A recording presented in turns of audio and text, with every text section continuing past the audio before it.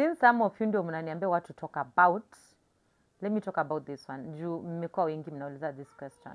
Again, mnaweza nipea zingine comment section. You've been calling me asking me about hizi stories za 80,000 deposit, 100,000 deposit, monthly 30,000, not even 30,000, monthly 1,300. You know, nimetumiwa hizo video hadi nikaenda kuziangalia. I'm like, really? And people are like, I'm interested. Do you love yourself? Do you love like efforts zako?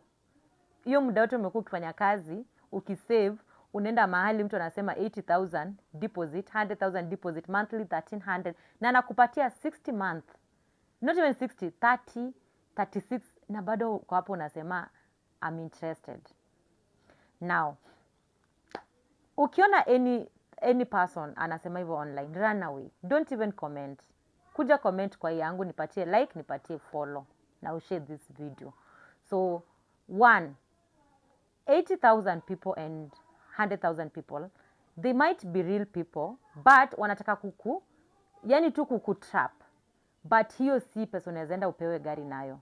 Anataka tu kwambia hivyo ukimbie huko, but inakuanga ni microfinance.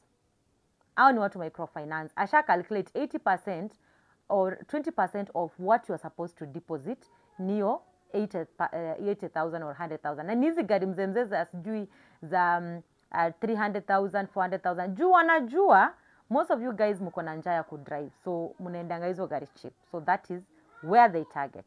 So, atakwambia gari ni hiyo 1,300, but amecalculate. Ameka 20% of now total amount kama ni microfinance. Unapata ni 80,000 or 100,000.